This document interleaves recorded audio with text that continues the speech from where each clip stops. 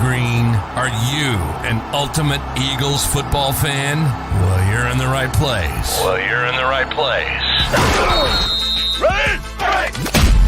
This is Birds 365, hosted by the new Mac and Mac, Jody McDonald and John McMullen. Here we go. Who collectively have covered and talked about more than 50 plus years of Eagles football. Kick off your day with Birds 365. You'll get debate. We love to argue. You'll get the real story from inside the locker room. And you'll hear from some of the great football minds from around the region. You're about to become an Eagles insider. Get in the game. Join Jody Mack and Johnny Mack and join the football community that flocks to Birds 365. Birds 365 starts right now. Welcome to the NFL. Let's go. Let's go. Go.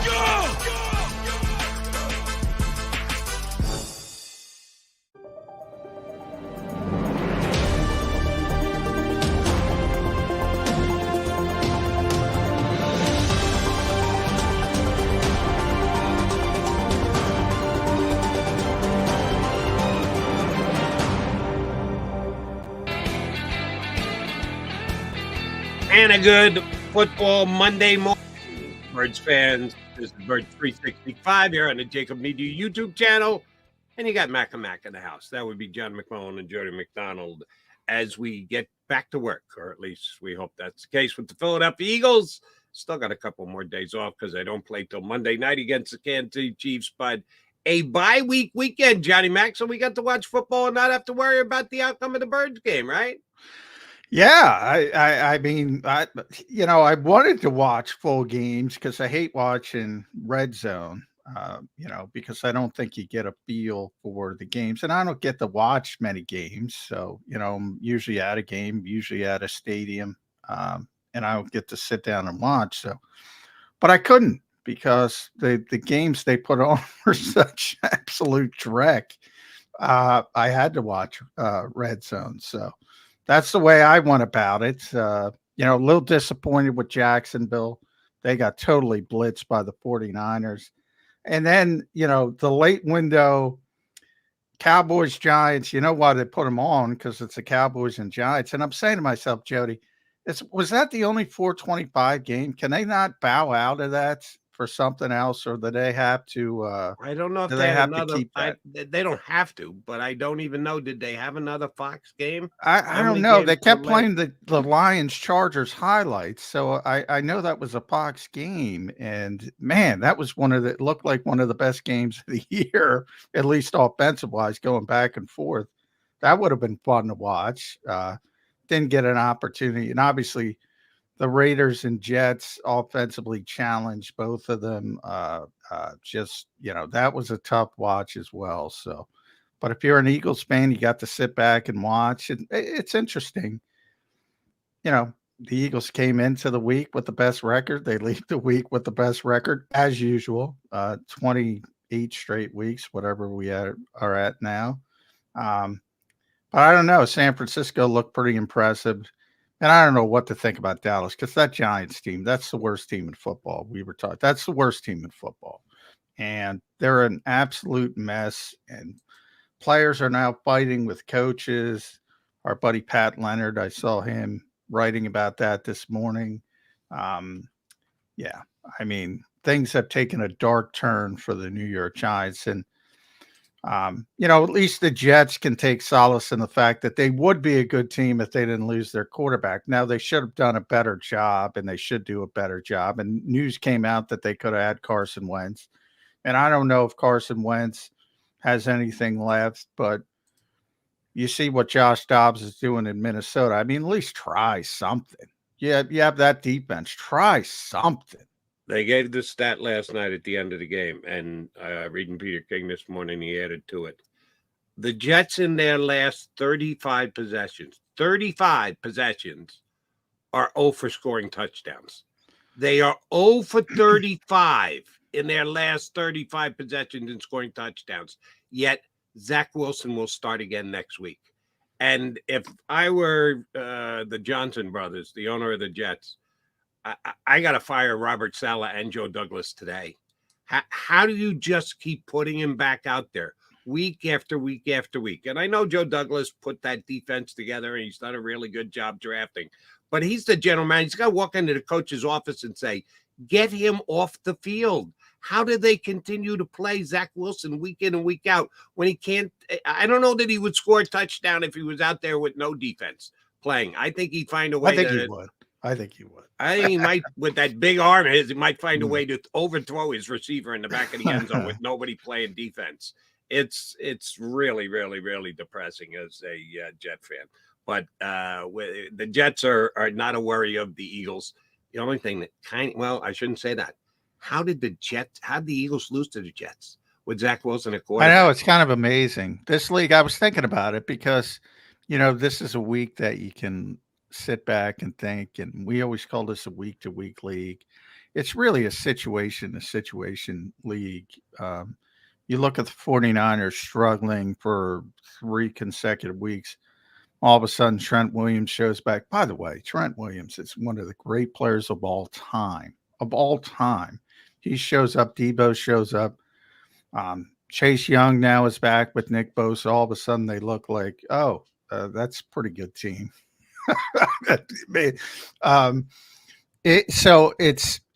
I'm calling it situation to situation. And the Cowboys look like world beaters against the worst team in football. How meaningful is that? Not very meaningful to me.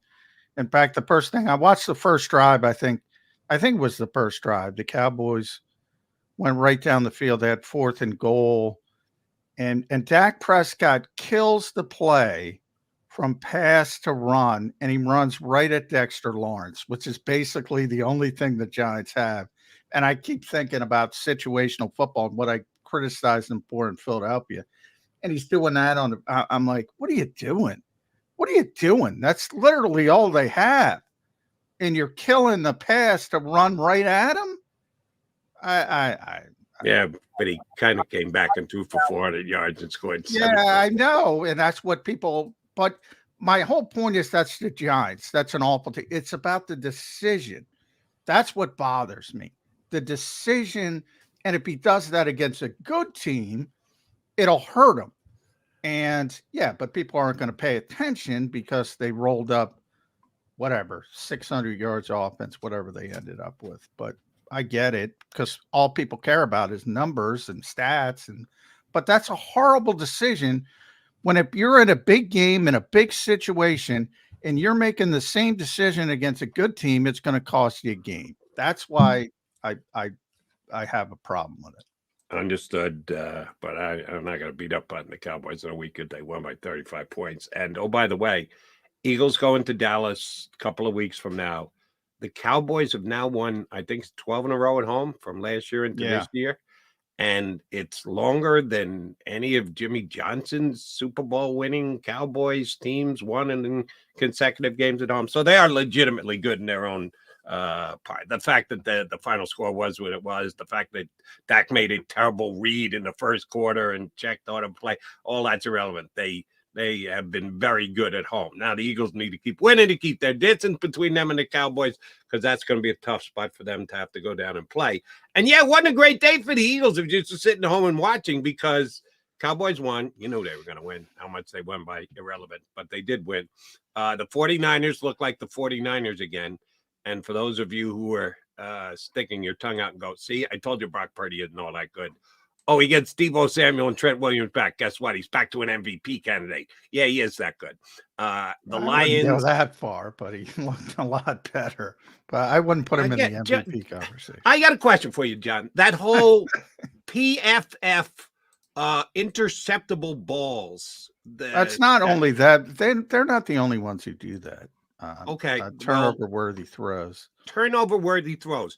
Aren't some of the best throws in all of the NFL on a weekend basis turnover-worthy throws? Is that completely subjective that someone checks a video and says, oh, I see that as turnover-worthy, and the guy makes a catch and takes it to the house from 40 yards out? Is that considered a negative play because it was turnover-worthy? It's not necessarily considered a negative play. It's just used as, again, I think people overreact to certain whatever. I don't even like the term analytics. Um, I prefer data science. I think, and even I've told analytics people that I think you should get away from that branding, because I think it brings up a negative connotation for a whole group of people. And all it does is give you information. Um, and if you have a bunch of them, it's worse than if you don't have a bunch of them. But you're right in the aspect of, you know, certain coaches value trying to make a big play versus being conservative. Like Mike Zimmer was ultra conservative. Like he didn't want Kirk Cousins taking chances. Now Kevin O'Connell's there. He wants him taking chances. Now he's hurt, but you get my point. Yeah. It's a different mindset. But the stat itself is used not to define a player. Brock Purdy's played very well. I'm just limited. Look, he's not an MVP candidate. That's all I'm saying. MVP candidates are Patrick Mahomes and Jalen Hurts and Lamar Jackson. And that was a bad loss by Baltimore. I put the kibosh on them. Said they were the best team in football coming in. They looked like it for the first quarter and a half or whatever, and they kind of. But that Cleveland defense is good. They're still scoring points, but those are MVP candidates. I'm not. I mean, the guy's doing how far down would you go? Draw the line and say, all right, this is where a guy's not truly an MVP candidate. How many would you have to list before you do the line? Well, if you have here are the candidates above the line, or candidates below the line are not really candidates. If you have no chance to be the MVP, you're not an MVP candidate. Like I don't even consider AJ Brown an MVP candidate.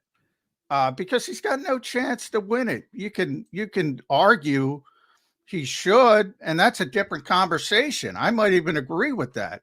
But it's a quarterback award now, let's be honest. And you have to be, if you do win it, I always go back to Adrian Peterson. I think he was the last non-quarterback to win it. Right. You have to be so much better than everybody else at your position to be in the conversation. And even that's a different era. And you have Tyreek Hill. So I say the same thing about Tyreek Hill. He's not a legitimate MVP candidate. Should he be? Yeah, probably. So with AJ. But if you don't have a chance, that's my definition. You can have a different definition. No, if you don't have a chance to win it, you're not an MVP candidate. That's fine. I get where you're coming from. So I'll once again ask my question. How many MVP candidates are there in John McMullen's mind? Probably 4 right now. I still think Tua's on the back end, because of his numbers and how explosive. If Miami goes off on a wild run, which I don't think they're going to, but other than that, I've cobbled it down to 3 right now. You're down to 3. I don't think I'm missing Mahomes, Lamar, Jalen. That's it. Yes. So you got 3 candidates. All right. If you're going to be that strict, I could be missing. I'm the only ones who only get 3. Head. Then you're right. Brock Purdy's not an MVP candidate. My list goes a little bit further than you. I'm not cutting it off at 3. I'd go a little bit deeper at this stage with a half a season to play, and I would still have him as one of the candidates. He's the top. Again, I know you're not a fan of quarterback ratings. I think it's the worst that we have, except for every other one, which makes it the best. And he's the top-rated quarterback in the NFL. So, and his team is at 6-3, so they're in the mix. It's not like we've got a 9-0 team. I would still have him as an MVP candidate. He played well again yesterday. But the key for San Francisco was that defense came back. Everybody looks at the offense, and Brock Purdy stinks again now. He gets Deebo Samuel and Trent Williams back. All of a sudden, he's good again. But the last couple of weeks, their defense was supposed to be the best in the National Football League. Gave up big drives at big times, and Bosa wasn't looking like Bosa's supposed to look like. That San Francisco defense came back big time against a pretty damn good Jags offense with Trevor Lawrence yesterday. Yeah, the last thing you want is Chase Young finding the old Ohio State mojo with Nick Bosa, and it looked like that on occasion. That was a great pickup for them. Yeah, they struggled obviously defensively, but everybody struggles defensively against good. I was the difference to me, the modern era, the old time is defense used to beat offense. Now good offense beats good defense. So if you're facing a good offense and they can block you, anybody, they're going to score. I don't care how much talent, and they have a ton of talent on defense, a ton of talent. And I think that's what happened for a little while. But overall, they're going to have a very good defense, comparatively speaking, to everybody else, and only got better with Chase Young. And if it keeps getting better, the one thing, and I talk about situation, matchups, whatever you want to call it, I think the Eagles are better equipped to play them than they are to play the Eagles, because the Eagles have a good offensive line to help combat that front. San Francisco's offensive line is Trent Williams and a bunch of other guys. Now, I always say Josh Sweat's going to have trouble on that particular day, because I don't know if you saw the one Trent Williams play, but and he kind of joked about it. It's on Twitter. He never saw anybody run away from him before. The poor cornerback was running away from him. I've never seen that. He is one of the best tackles that ever lived. He is just such a dominant player. He makes such a difference, but the rest of their offensive line is not equipped to handle the Eagles' defensive line. And I go back to quarterback. I'd rather have the Eagles quarterback. So those are two of the three big ones. And the Eagles have the great defense. So they kind of mirror each other. The Eagles have the great defensive front. They have the great defensive front. But I think the Eagles are better equipped to handle San Francisco's front than vice versa. And we saw what happened when they don't have Trent Williams. He is truly the domino. When he goes down, everything else goes down. When he's up, he seems to lift that San Francisco offensive line. Don't have the names, don't have the talent that the Eagles do, but their offensive line just seems to play so much better when he's there. All right, he's John McMullen. I'm Jody McDonald. We're going to go on talking birds, but we're going to dip into the other teams around football because the Eagles didn't play this week, and they're not going to practice for another couple of days. And eventually, they're going to have to get prepared for the Kansas City Chiefs, which I think we talked a lot before the year started about the schedule maker, how he laid it out and everything else, and the gauntlet the Eagles got to go through. I think a big plus for the Eagles is it's a plus and a minus at the same time. The bye is perfectly situated. Leading into the Chiefs, the revenge game from last year gives Nick Sirianni a perfect thing to hang his hat on, the revenge aspect of the Super Bowl. Except Andy Reid on the bye. Yeah, that's the minus. I said it's a plus and a minus. Yeah. The minus is that the Chiefs are also on the bye, and Andy Reid might be the greatest. But you know why the Eagles have the advantage, Jody? Travis Kelce went to Buenos Aires. How dare he leave the team facility on his bye week? How dare he? He's not working 24/7 to get the Chiefs back to the Super Bowl. He's going to see his girlfriend in Argentina. How can he do that, Jody McDonald? Somehow I think he'll be ready for the game come Monday night against just a guess on my part against the Eagles. I think Travis Kelce will be okay, even though he shirked his responsibilities of staying within driving distance of the facilities. Couldn't actually go to the facilities, hang out with the coaches, but if you're in the driving facility you're more prepared. People picked up my sarcasm. I surely did. All right, the sarcastic one. Jeff Kerr joins us next. Mr. CBS Sports coverage of the NFL. He's up next here on Birds 365. Go to get your game on. Go for the beers. Go for the cheers. Go for the hit and the hits. Go for the stakes and the stakes. Go to get your parlay on. Go to get your party on. Go for the scene. Go for the screens. Go for the gallery. Go for the win. Go to Ocean. Visit theoceanac.com to plan your visit. At Pond Lehocky, we've recovered billions of dollars for our clients, and we're confident we can do the same for you. With over 250 years of combined courtroom experience, We've helped over 100,000 injured clients obtain some of the largest settlements in Pennsylvania. One conversation is all it takes to help you and your family get back on track. If you've been injured in an accident, give Pond Lee Hockey a call. They're carving them up and good play calling along the way. First and goal at the 6.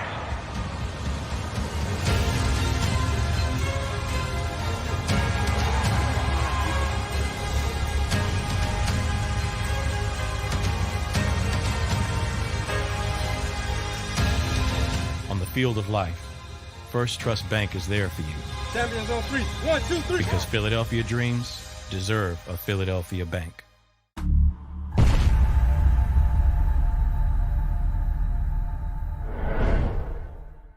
We're here to show you a better way to spend your state income taxes and get the money to where it's needed the most to the thousands of qualified kids. What we like about Blocks is they really know where the need is. This program ensures that their dollars come 100% into these kids for their tuition assistance. If you are able, Blocks makes the EITC piece go very quickly and very smoothly. Turn your PA state tax liability into need-based scholarships and receive a 90% tax credit.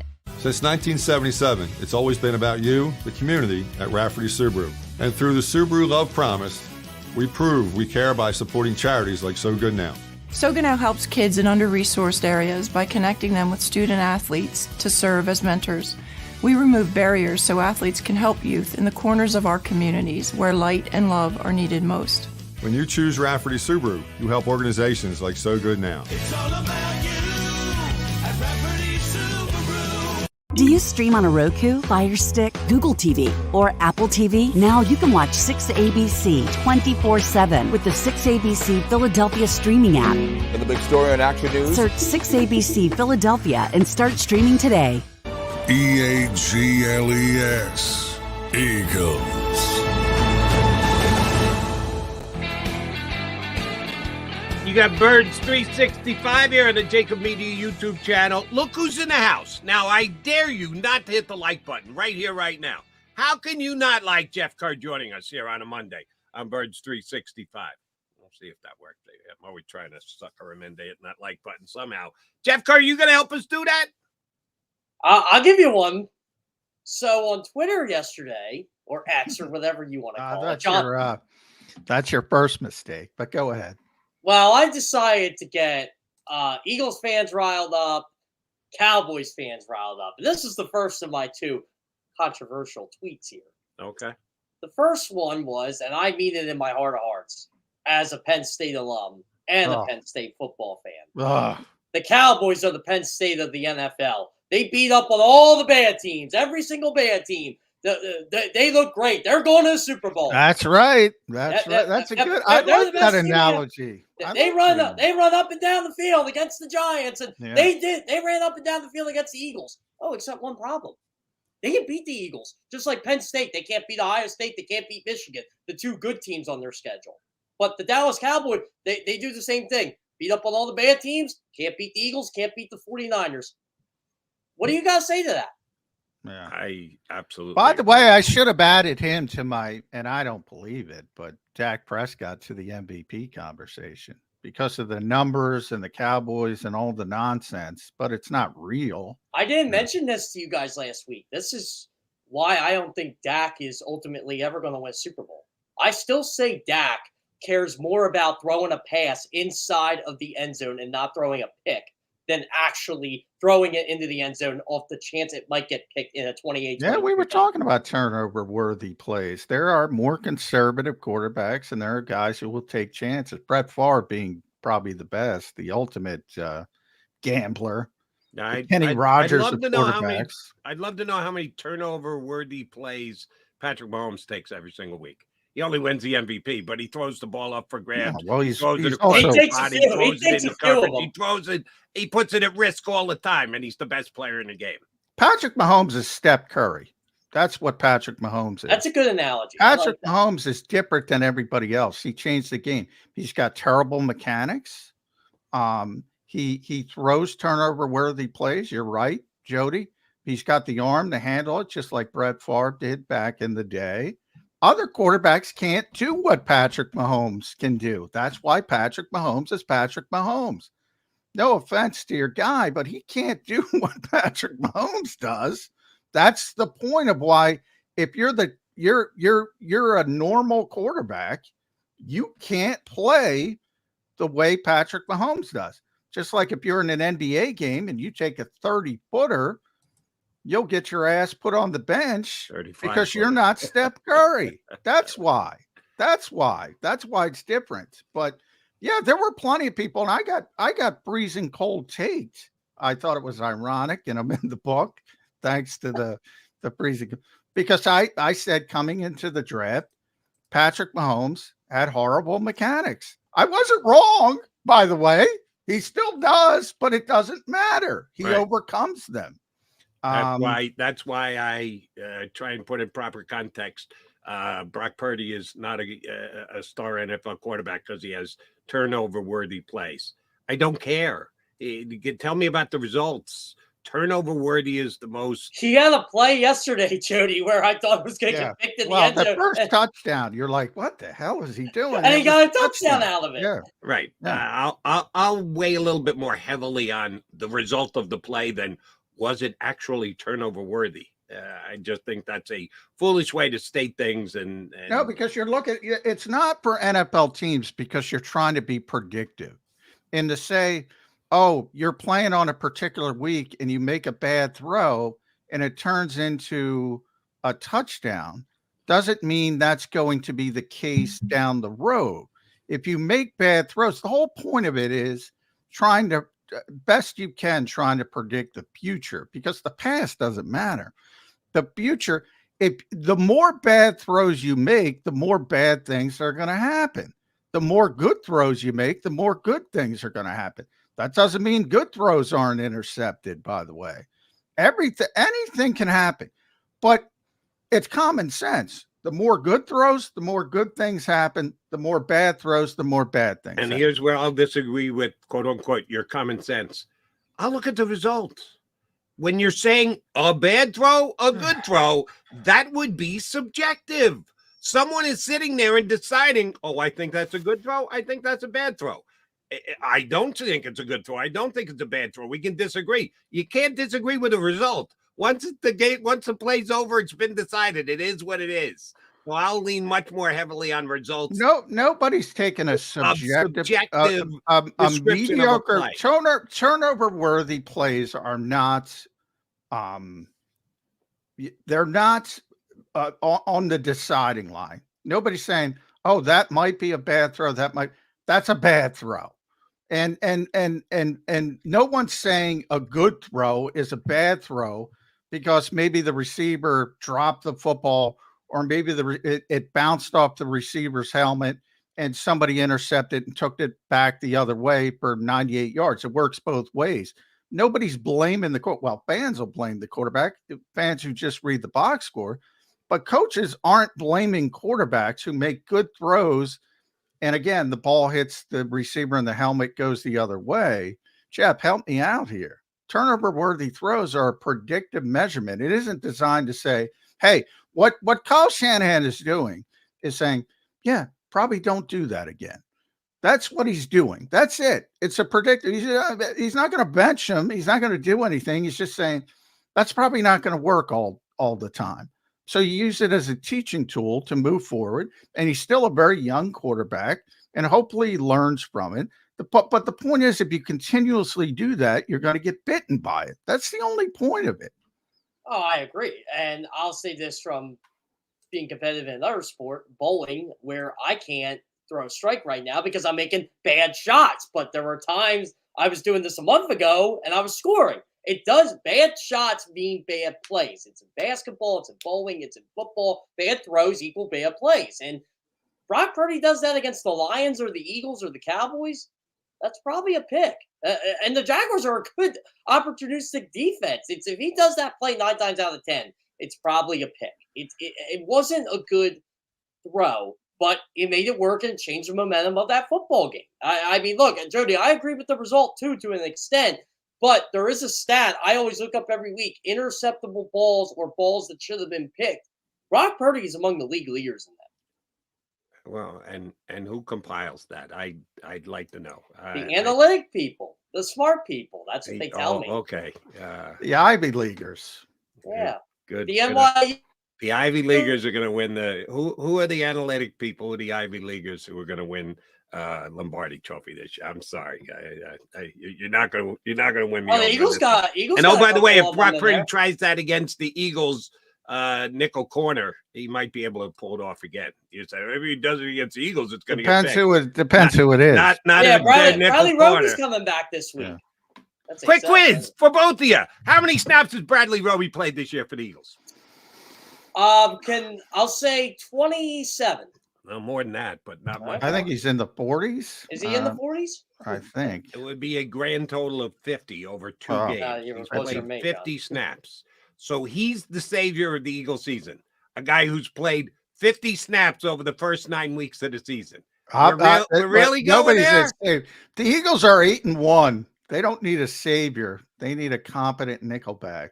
I think he's going to be a competent nickelback. They already have the stars in place. They just need to get a little bit better at the nickel position. Ultimately, I think look, all I say is Bradley Roby is going to be better than Sidney Brown and Eli Ricks. That's a very low bar, but that's the bar. Mario Goodrich is a lower bar. To the tallest midget in the circus. Yeah. If that's what your bar is, you got to be better than Ricks and Sidney playing out of position guys. You know what, Jody? If the midget can perform, who cares?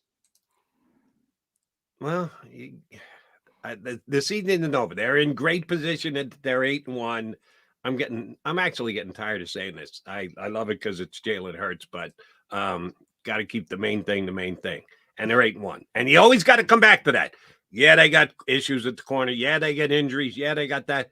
But they're 8-1. So you always have to try and remember to jump back to their 8-1. But we can in the bye week. That's what we do during the bye week is analyze, if not overanalyze, the fact that the Eagles have reached the bye week 8-1. Well, when you watch these other teams in the league, and I'm talking about like maybe the 500 teams, like Atlanta's not a 500 team, but I'll use them as an example. They suck. They are not good at all. And this is a 500 team. The Saints are a 500 team. They're not good. The Eagles would beat these teams by 10, 15 points. I am convinced of that. Maybe even more than that. Eagles haven't beaten anybody by 10 or 15 points, have they? They're winning, though. They're keeping 14. the main thing the main They thing. beat Miami, ironically, by 2 touchdowns. Well, Miami's like the Cowboys. They can't beat anybody good either. Yeah, Atlanta, I think they have some talent. I think they got a bad coach. I go back to, that obviously Jeffrey Lurie was late in the process. He was deciding, he was hedging whether he should fire Doug Peterson, understandably so, because of what Doug had done here. And he fired him very late. And I think people forget the Eagles wanted to interview Arthur Smith. They wanted to interview and got to interview Robert Saleh. They wanted to interview Brandon Staley. Those were the hot candidates at the time. Think about that. I got a Brandon Staley stat for you, John. You know the Chargers are the only team in NFL history to Brandon Staley turned down the Eagles. Go ahead. Yeah. They're the only team in NFL history to score on a touchdown on every possession with 40 minutes left in the game, and they lost. And he's a defensive guy, by the way. And he's a defensive guy, exactly. Fangio guy, by the way. Justin Herbert, they have scored 1,502 points with Justin Herbert in Justin Herbert starts at quarterback and allowed the exact same amount. That is incredible. That's What a franchise. How he was ever one of the top candidates, I don't know. But I'll get the opinion on both of you guys. Who will be the hottest candidate this offseason? Because I absolutely positively know who's going to be on top of the pile. Oh, boy, I haven't started to think about it. That's a good question. That's a good question. I have a feeling Jody knows the answer. Lock. lock top candidate in the personally, NFL. I think it's Ben Johnson on the line. Exactly right. Yeah. It's going to be Ben Johnson. He will be the #1 candidate forever, and the Lions will be heading into the postseason. So we're going to get into the when can you talk to him thing again. You got the week off. You can virtually interview him, but you can't bring him into the building. Oh, it'll be a big. They changed the rules this year too. They changed the rules. I forget what they changed it to. I haven't gotten into all the muck of the off-season coaching, although maybe I should, because people are trying to get Bill Belichick fired on the plane ride home from Frankfurt, Germany, who, by the way, I think the fans in Frankfurt are going to ban professional football. I mean, my God, that atrocity. Yeah. Nice. No, they'll keep doing it just so they can sing West Virginia, Rocky Mountain. They just get nuts every single time. Isn't it Take Me Home Country Roads? Yeah, out there? Exactly. I didn't correctly state the title of the song. Sorry. Did you know that John Denver was German? That's why they sing that? No, I had no idea. I have no idea why people. When did that become a thing? What college does that? There's a big college that does. West Virginia does it. I just mentioned. Oh, it is West Virginia. Right. Well, yeah. Now I understand. I'm going. Why the hell are they singing that song in Germany during a football game? Yeah, I don't get it. I don't get why West Virginia does it. I don't get it. Well, why does Penn the song's State about swing... West Virginia, so I get it. Why is is the song? I didn't know the song was about West Virginia. Why is Penn State sing Sweet Caroline? When do we ever have good times? Well, people steal, who did it first? Red Sox or Penn State? Sox. Red Sox. Red Sox did. Red Sox. Yeah. I want to say Penn State started in the late 70s. Wisconsin stole Jump Around, and not that everybody doesn't do Jump, but that's pretty cool when 100,000 people do that. Oh, yeah. I remember when they came back from the pandemic, and they did that. Who did they steal it from? Who did it before them? I always thought it was Wisconsin. Every NBA arena in the country. Yeah. I don't know who did it first, but every NBA team does that. Maybe Wisconsin. I was going to say not on every given night. It's every game at Wisconsin. If they're losing in the NBA, you don't get that song. I can guarantee you that. They do it in Wisconsin, whether they're winning or losing. They do it every single week. That's dedication. That you get credit for it. It's creating it. If you're so dedicated that you the song's also not that old. I mean, 1993 it came out. So that's what I mean. And Wisconsin has been doing it pretty much the whole time. So I give them credit. All right, yesterday results. San Francisco looks good. Comes back after a 3-game losing streak. Lions beat that stiff Staley out there in Los Angeles. And all of a sudden, the Cowboys can beat the snot out of somebody, and they beat up the Giants. Which of those 3 teams worries you most heading into the second half of the season? It's Eagle competition, Jeff. I said yesterday, Lions are the biggest threat to the Eagles in the NFC. I don't care. They're the team that's a game back. They're the team that doesn't have to play the Eagles. They're the team that has the easy schedule. If there is a threat for the #1 seed in the NFC, is the Detroit Lions. I'm going to stick by that. Look, the Eagles, I agree with the threat to the #1 seed, and that's where I was going with. People don't look at it like, oh, hey, Eagles gonna beat them. Yeah, I'm not saying that. I'm just saying they're 7-2. The biggest threat to knock off the Eagles remains the 49ers, though, in my estimation. If they're healthy coming into a game, but the Eagles can also beat them and put them in an even deeper. Oh, I think the Eagles, Matt. I said if you forced me to pick them. We did that a couple weeks ago. I said Eagles because they just match up better than San Francisco matches up with them. But they are the most talented team, arguably from 2 to 53 in the NFL. But I think the Eagles have the quarterback, the offensive line, the defensive line. You know what scares me about the Lions, honestly? They have a good offensive line.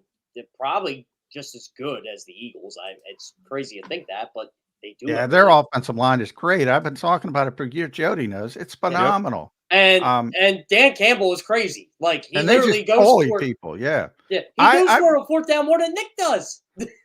They won a game last year. I forget which game it was with Penei Sewell running a tackle eligible, which goes back to He Ben caught a Johnson. pass. He was an eligible Yeah, tackle. that's what I and he mean. caught a On 9-yard fourth down, on Yeah. fourth down to win a game. Yeah, they're doing stuff and that, this works with the Eagles as well, but they've taken it to even farther lengths. When you go for it on fourth down, it puts so much pressure on the opposing defense when you're willing to do that. Think about it. We've gotten into too much numbers crunching. You got to get 10 yards. That's 2.5 yards a down. A bad offense should be able to do that. You put so much stress. I saw it yesterday a couple times where you have, and Jim Schwartz used to do this, and I have tremendous respect for Jim Schwartz with the picket fence and all that. Fans hated it. The problem with that now is you have so many teams willing to go for it. So you not only have to stop a team on 3rd and 13 or whatever, you can't let them get close. In other words, if it's 4th and 2 with the Eagles or the Lions, they're going for it in plus territory. My favorite part of that game yesterday, by the way, was Dan Campbell going for it, 4th and 2 on the 28 when he got a Riley Patterson kick. But he said right to the game, Justin Herbert was not getting the ball back. So he went for broke and he got it and got to run the clock down and won. That's a ballsy decision because if they don't get it, he's going to get murdered. But he went for it 3 times on 4th down in one possession and still didn't get the touchdown. He didn't get the 4th and goal, but he got a 4th and 6 and a 4th and 5 earlier on the same possession. Yeah, it puts so much pressure on the opposing defense because you not only have to stop them on 3rd down, you have to stop them from getting close on 3rd down. And I don't think enough teams have picked up on that, to be honest. Because if you just play picket fence that's why I brought up Jim. Well, if you're going to let them get to within a yard or two, you got to stop them again. And now they're in a manageable situation. So, how about Brian Dable yesterday going for it on 4th and goal early in the game, and then when the game's way out of hand, he kicks? Yeah, at that point, he's just trying to give his young quarterback, who unfortunately for the Giants has to play again next week, a little something to build on. The game was that's your coach of the year, by the way. That was he did a great job. It doesn't change the fact that he did a great job for 7 games. He did a great job for 7 games, and then they played people, and then they lost.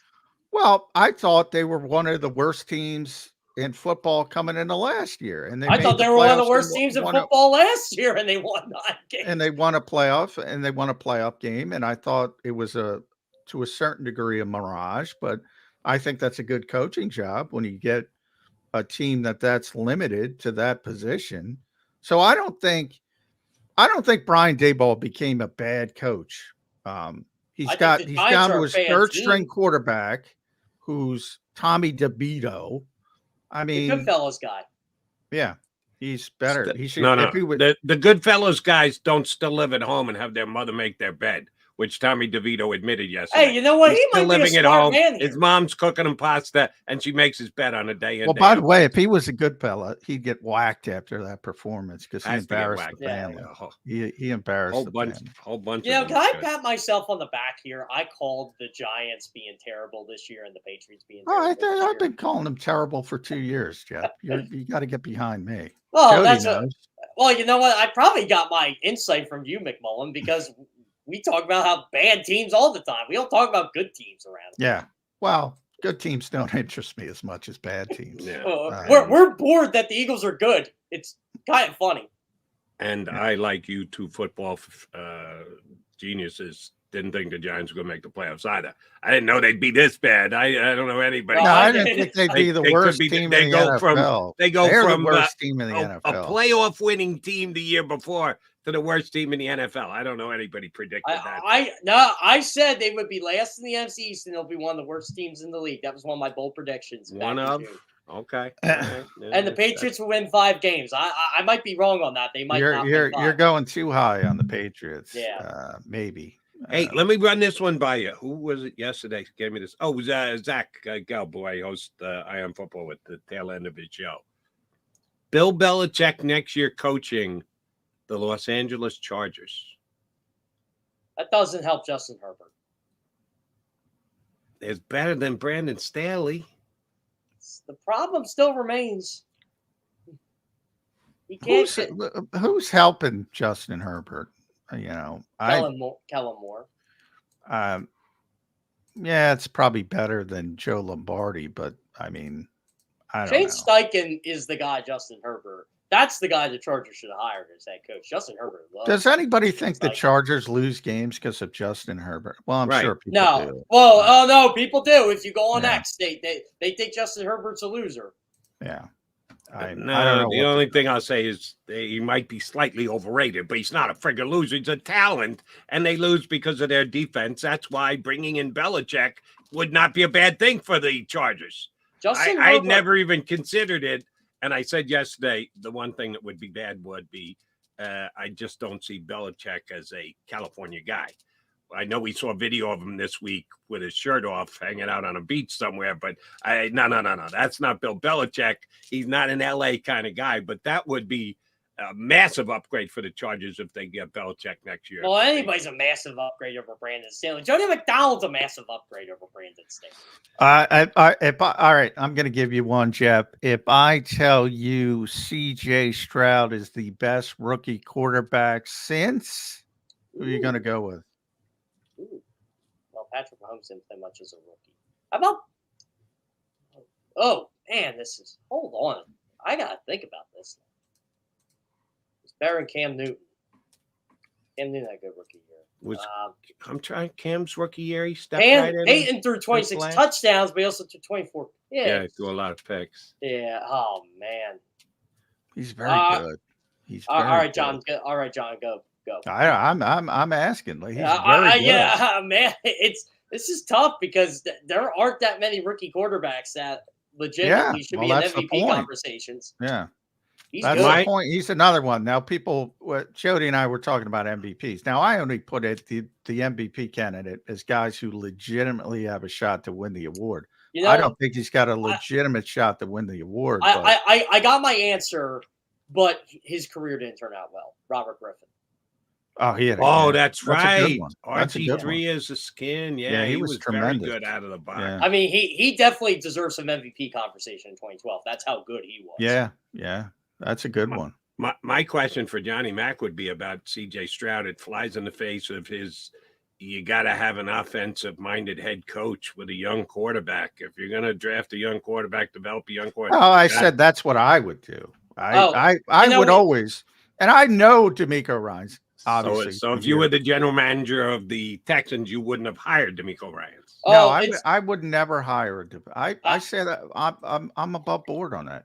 In this era, I would never hire. It's not fair. We talked about Ben Johnson, right, as a head coach. Bobby Slownick should be a head coach. I love that hire when they brought him over for the 49ers. When D'Amico hired, that was his first hire. And I'm like, ooh, I wonder who his quarterback's going to be, because I figured Young was going to go 1. So Stroud would go 2. I'm like, I'm really curious to see how that's going to work out, because Stroud can throw, and it's working out really well. Now, I also pay more attention to the leadership aspect of it. So, but I want an offensive guy that understands the leadership aspect. He's got to be involved with the entire team. Very similar to Jalen Hurts as a quarterback versus Carson Wentz as a quarterback. Like, Carson's ultra focused on the offense. Jalen's like, they bring in a practice squad linebacker. He's introducing himself. He's texting welcome to the team. You got to have it's a very difficult job to hire. But if you're hiring a scheme, I don't know if Ben Johnson's going to be a great coach, but that's a good name, Jody. And you went number 1 for a reason, because he's the in offensive mind. That's what people look for. Why do they look for that? Because offense is more important. I mean, that's just the way it is. I don't like it, but that's just the way it is. I mean, Robert Saleh, I think, is a great defensive coach, and he can't get over 500 as a football coach. He can't, but I think he'd be one hell of a defensive coordinator if Jets ever let him go. Right. If he wants to go back to being a defense coordinator, we've seen too many guys in the league who are great coordinators who just should never be head coaches because Dennis that's not Allen. That's not their lane. Dennis Allen, the number one example. He sucks as a head coach. And by the way, if the Eagles go, I'm not even going to say win the Super Bowl, but if they go to the Super Bowl, Brian Johnson is gone. He's one and done. If they make the NFC Championship game, lose there, a little bit more wiggle room. He might be one and done. Brian Johnson might be one and done. It's just the way it works. Who would be elevated then? Would they elevate Kevin Patullo? Yeah. I was gonna say, would it be Patullo? Yeah. Because I don't see an outside the box hire there. You know what? John, I actually think we're gonna get 8 or 9 head coaching vacancies this year. Yeah, it could be a lot, and we only have 5 That could be enough to get. I think Johnson's got more to prove. John's got him halfway out the door. I need to see more. Well, I said if they win. Right, you did qualify it. If they make it to the, you said Super Bowl championship games. All right, so if just they make remember, it to NFC championship, that's a lot game, that you're proving a lot. If you get to the just remember, Cinderella's stepmother coined "if." By the way, if she got all her chores done, she well, yeah. It's always if they go out and lose every game after, no, he's not going to be the head coach. But I don't think that's going to happen. I think they're going to be a good team. I think they're going to make a run towards the Super Bowl again. What changed, Jeff? You sit there as the puppet master, as an Eagles fan, you get to watch everybody. I would say because the good teams, and I'll put that in quotes, some are good, like the 49ers. Some are like the Cowboys, as you mentioned, the Penn State of the NFL. I'm going to steal that. I love that. Yeah, go ahead. You're more than welcome to. They all look good. You know, it's not fun when you're sitting back watching the teams that are supposed to be the contenders look good. Lions look good. Well, offensively, not so much defensively. Yeah. Basically, every potential playoff team won. Does that put some angst in you as an Eagles guy? Not really. I mean, the Eagles, in my opinion, if they go 3-2 in their next 5, they're going to get home field. That's just how I'm looking at the schedule. And look, you can control your own narrative here. You got Kansas City. Buffalo probably isn't going to be the game you think it is, although Josh Allen's a stud. San Fran, again, if they go, even if they go 2-3 and their 2 wins are San Francisco and Dallas, they might be better off than going 3-2 because Dallas has won how many straight in AT&T Stadium? I think it's 12. 12 straight. Yeah, it's 12. By the way, I said that spread was too low. What was it? 17.5. I said it was too low. I said they win by 30.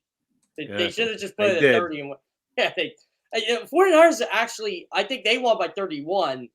And the Cowboys won by 32, but the 49ers win was much more impressive. Oh, much more impressive. They beat a good team. Although, if I'm team on the road, I'm really disappointed in that performance. If I'm Doug Peterson, I mean, it's one thing to lose, but the way they lost, I'd be very disappointed. They weren't even competitive in that game, and Trevor Lawrence looked awful. All right, forget the ex-Eagle coach, Jeff Kerr. I got a question for you about the current Eagles coach. Last one for you today. If you had Nick Sirianni wired up, starting with the first meeting when the players return from their bye, which does he talk more about? Game 10, week 11, or rematch with the Kansas City Chiefs? Does he just narrow focus one game at a time? We know the coach speak and the like, and it's week 11, and then we'll have week 12. We just had week 9. Does he stay in that mode, or does he have to tap into, you remember what happened last February? We were this close to taking home the Lombardi. And who kept us from doing that? The Chiefs. Which does he lean more heavily on? The 1 week at a time, or we owe this team, we got to get revenge? I feel like this is more of a revenge game for the Eagles front office and the Eagles organization than it is for Nick Sirianni, if I'm going to be quite honest. But I do think Nick does tap into the well and say, hey, look, we were, like you said, Judy, we were this close. We were this close. And this happened. and this happened. And that was the team you watched win the championship last year on the same field you were playing on. I think it's definitely a motivational factor. You have a chance to go beat them in their stadium. I think Nick shows a video of, maybe Patrick Mahomes at his press conference, or Patrick Mahomes hugging Britney or something like that. Or maybe, Taylor Swift running over the Travis Kelce in Argentina and hugging him. How disgusting of Travis Kelce to leave Kansas City. How dare Travis Kelce take off on his bye week for a Super Bowl rematch, Jeff Kerr. Not even prefer. The Eagles have already won this game, as far as I'm concerned. You know what? My favorite sarcastic answer from football players, and this is not just Eagles players, this is everybody around the league. What kind of fun things you can do this all season? Oh, didn't you hear? I work out every day. I'm always watching. I'm Jimmy. Someone actually said to me, I'm Jimmy Butler. I'm the first one in and the last one out, and I only take an hour to sleep. And I'm like, oh my God. And by the way, and they might even be out. I haven't looked yet. By the way, John, I know it is a bad look, but how dare Kenny Gainwell check his phone? Yes. Now we're going over old ground. I'll look forward. Predictive here, even. 77.5 yards. Travis Kelce against the Eagles next Monday night. You taking under or over, Jeff Carr? I'll take the over. Over, despite the fact that he went to Argentina. I'm taking the under. Travis, Taylor Swift sucked everything. I shouldn't say that. All right. Well, now I'm gonna have to make you define that, Johnny Mac. Not what Taylor Swift did. Come on. Are you being your mind out of the or gutter? are you being truthful? No, 77.5 yards for Travis Kelce. I'm being completely cynical. Okay, completely cynical. We're going to maybe you thought that Bradley Roby was going to hold him to 40 yards. Travis Kelce is playing in the middle of the field against the back seven of the Eagles. Yeah. Done. Yeah. So somehow I don't think his trip to Argentina is he can stop off in Santiago on the way back in Chile. He can do whatever he wants. He's still going over 77. You guys will enjoy this. So everybody gets so bent out of shape over the Taylor Swift, and that's all they talk about in the NFL. I said, yeah, well, try growing up 10 minutes from Taylor Swift, knowing people who know Taylor Swift, and hearing about her every day of your life since she was 10. So it doesn't bother me when they talk about that big Taylor a deal Swift. when you were in grade school. Oh, she was a huge deal. Really? I just don't understand the mentality of, man, we go all the way. We're talking Super Bowl. We got to go. At Jeff Kerr, CBS. Thanks, Jeff. Make sure you read Jeff there. Does a tremendous job. Sorry about Penn State. But yeah, I can't believe, going all the way back to Gannon in the Super Bowl. I can't get through to people that these people don't think about football 24/7. They are human beings. They go home to their families. They go home to their girlfriends. They take vacation. They're human beings. Stop treating them like video games. How dare they eat lunch, John McMullen? They eat lunch every day, by the way. Some of these guys every eat a day. lot of lunch. And that They're cafeteria is tremendous at the Dover. You know where they get that crazy mentality from? I swear it's Dick Vermeil's fault, because that's all Dick Vermeil did, to the point where he burned himself. I've written a column about that in the past. I think Dick Vermeil. Yeah, I agree. They wear their work ethic like a badge of honor, sleeping on the couch. Alcoholism is a huge thing in this industry with coaches. Go home, have a life. Steve Spurrier got it right. Doug Peterson got it right. Get out by 4:00, go play some golf. You're going to be ready. I actually think Andy reworked himself a lot in his early years. I think he's really scaled back. Yeah. But he still likes those nuggies. I see that commercial every other hour on. Yes, he does Jake like from the State nuggies. Farm trying to get his. And by the way, Nick Sirianni, that's motivation. Nick Sirianni wants to beat Andy Reid. Oh yeah, absolutely he does. John, you and I know a famous quote Nick Sirianni said, "We can't beat on here." Yes, he wants to beat Andy Reid. Yeah, he wants to beat everybody. That's true. He's very competitive. I do like Nick's fire when he plays Kyle Shanahan Reed. Even though they will crush me on the stream, my guy Dominique, who takes every shot that he possibly can on me, will do so here.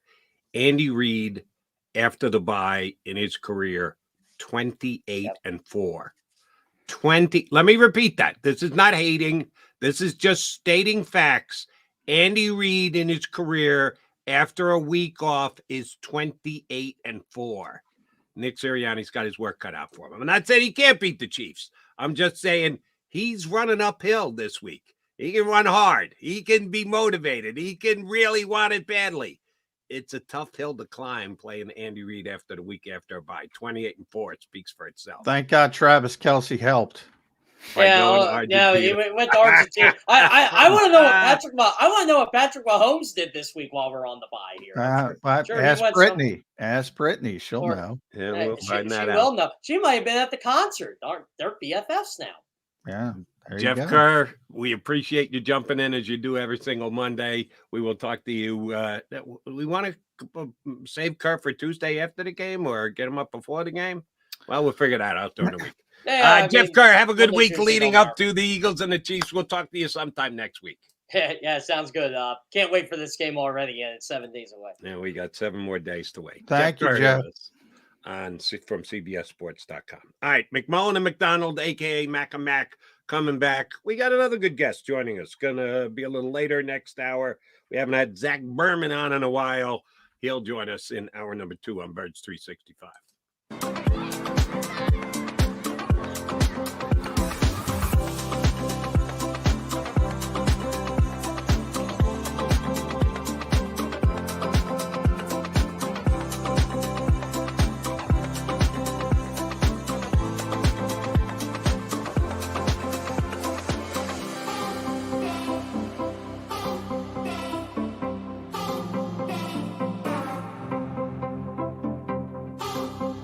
If you own a company and you're not producing a podcast, you're missing out. The public consumes messaging when they're ready. Join the professional podcast network of companies and let JAKIB Media Partners put you in the podcast arena. Come to our professional studio or we'll come to your place of business and professionally produce your company podcast. Call JAKIB Media right now at 267-261-3428. 267-261-3428.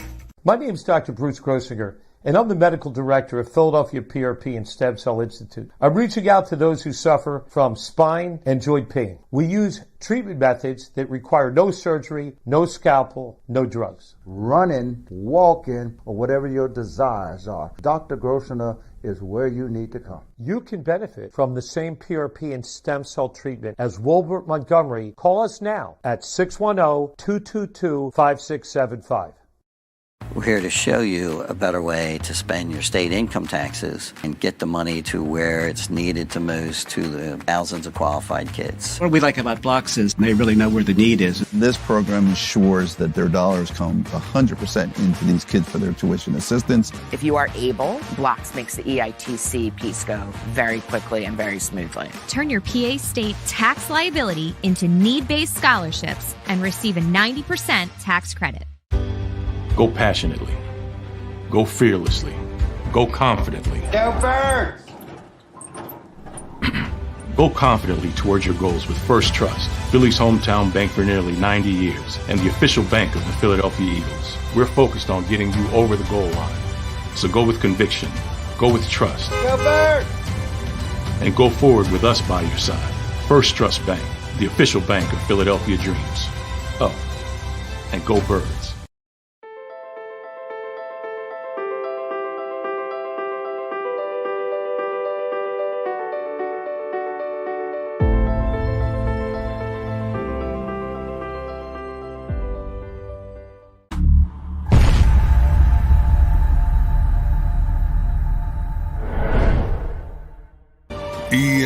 EAGLES, Eagles.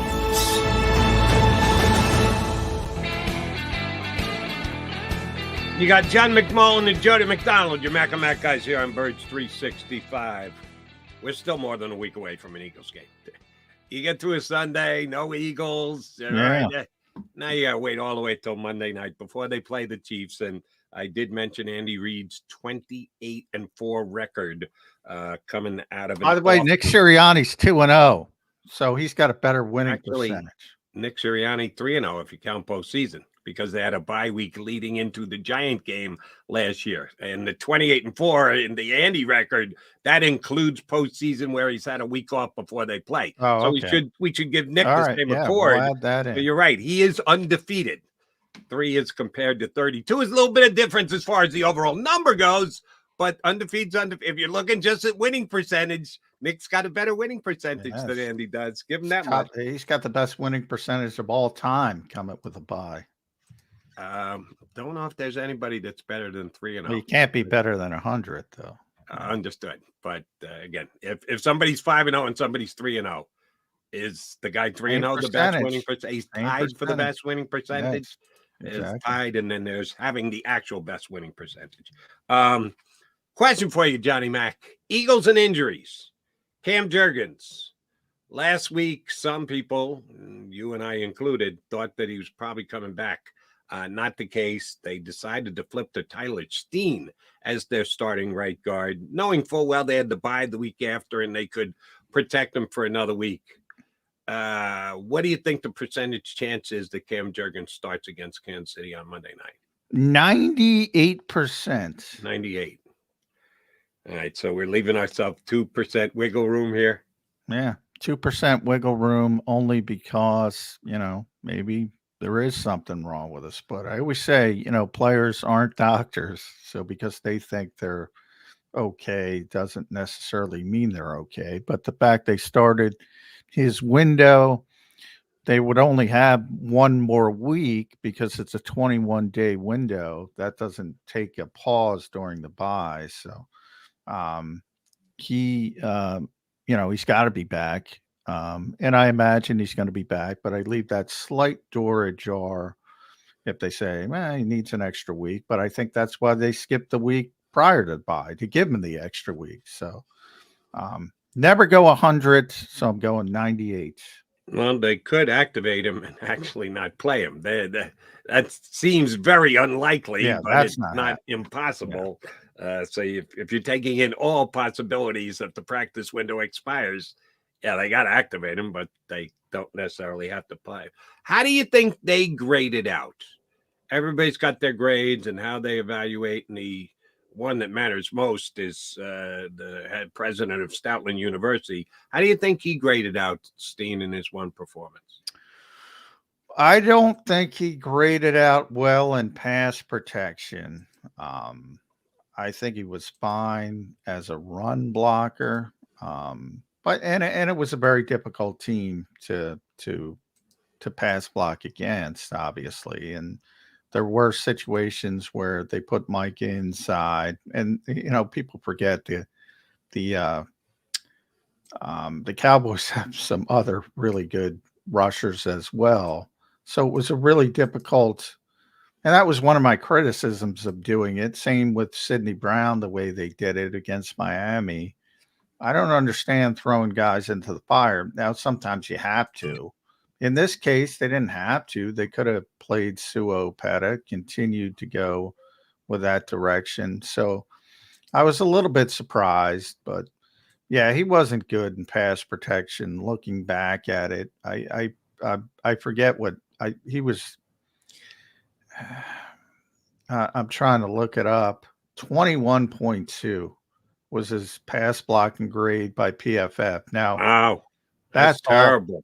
That is a big red. Now, I didn't think it was that bad because I watched the game and I said, and I always like to watch the game first, rewatch the game. Obviously, I watch it live, but rewatch it before I look at the PFF grades because I like to gauge like how off I am or if they're seeing something different than me.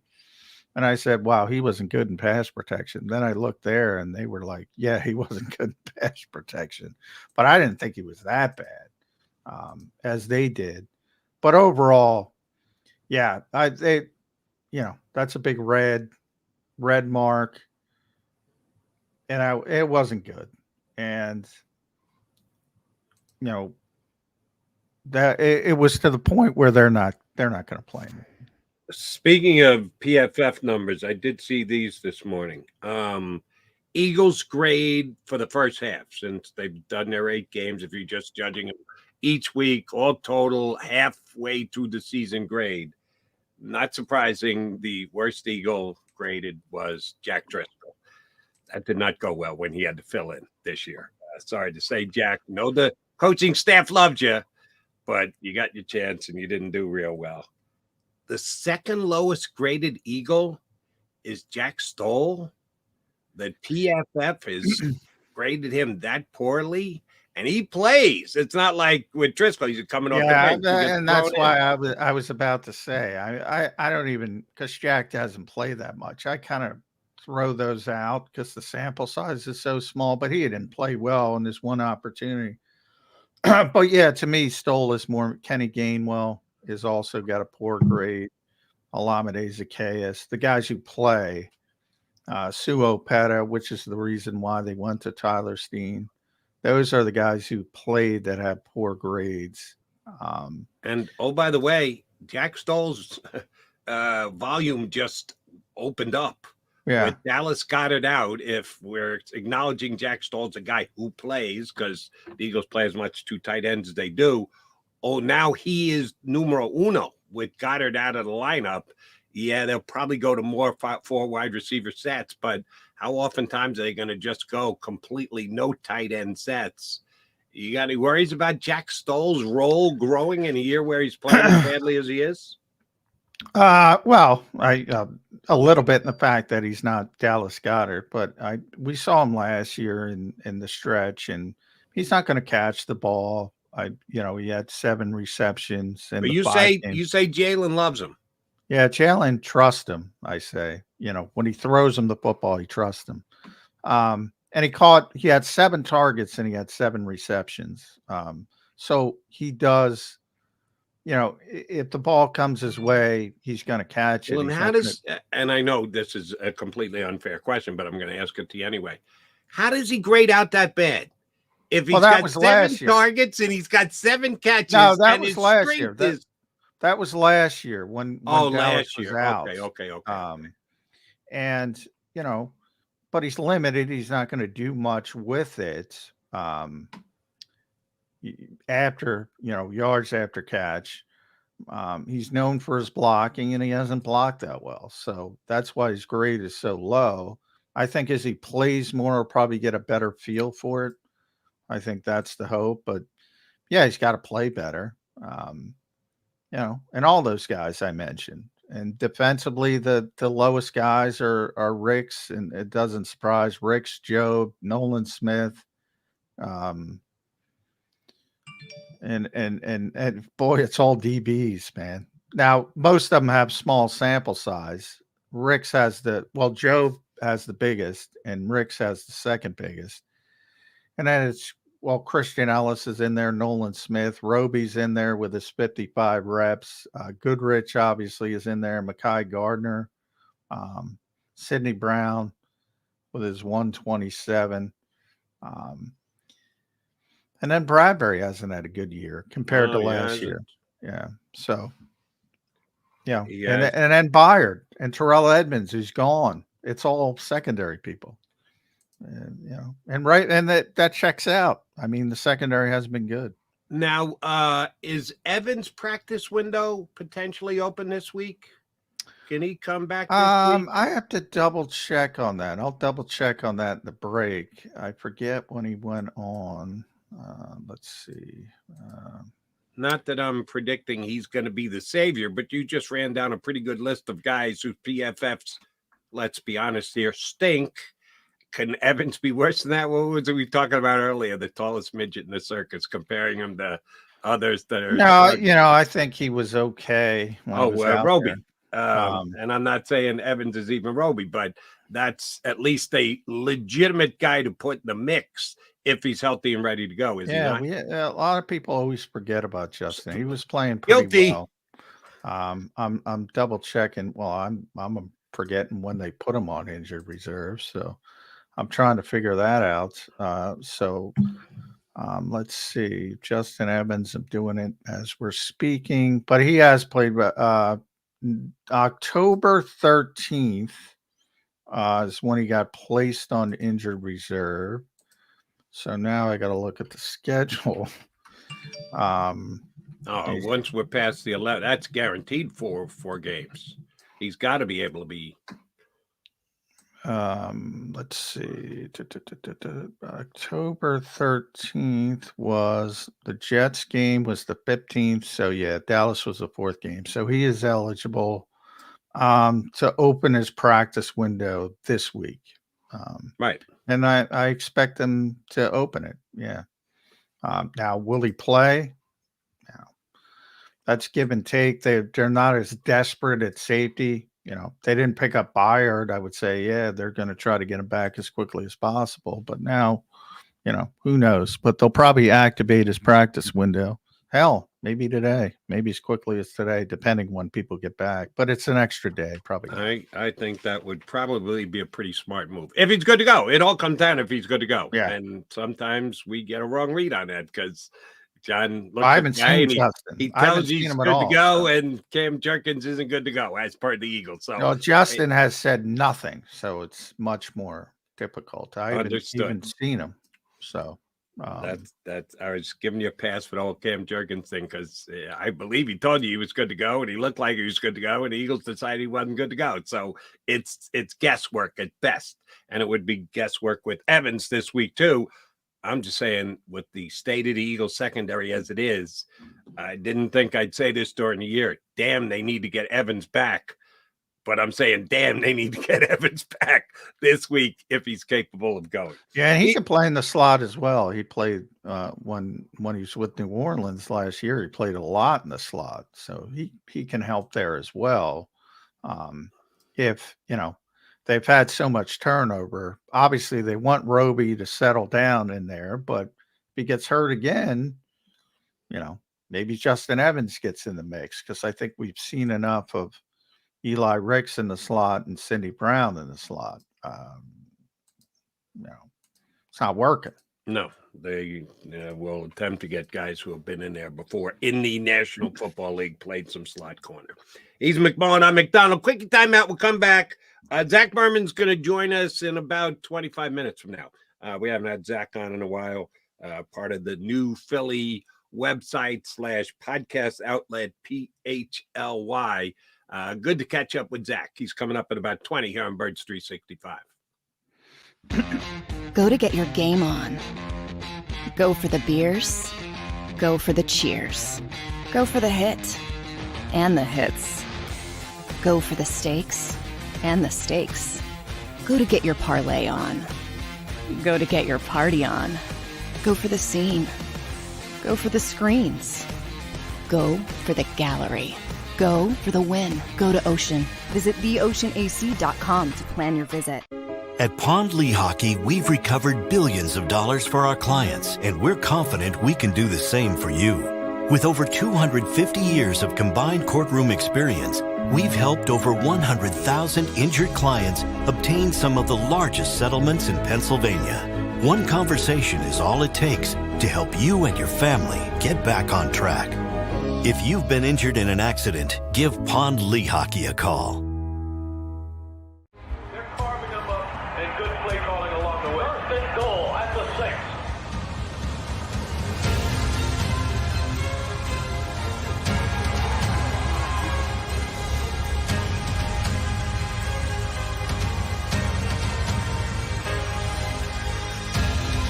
On the field of life, First Trust Bank is there for you.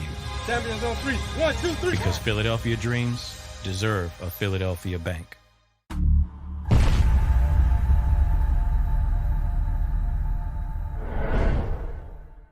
We're here to show you a better way to spend your state income taxes and get the money to where it's needed to most to the thousands of qualified kids. What we like about Blocks is they really know where the need is. This program ensures that their dollars come 100% into these kids for their tuition assistance. If you are able, Blocks makes the EITC piece go very quickly and very smoothly. Turn your PA state tax liability into need-based scholarships and receive a 90% tax credit.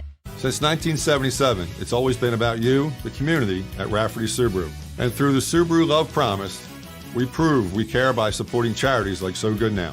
So Good Now helps kids in under-resourced areas by connecting them with student athletes to serve as mentors. We remove barriers so athletes can help youth in the corners of our communities where light and love are needed most. When you choose Rafferty Subaru, you help organizations like So Good Now. It's all about you at Rafferty Subaru. Do you stream on a Roku, Fire Stick, Google TV, or Apple TV? Now you can watch 6ABC 24/7 with the 6ABC Philadelphia streaming app. And the big story on Action News? Search 6ABC Philadelphia and start streaming today. EAGLES, Eagles.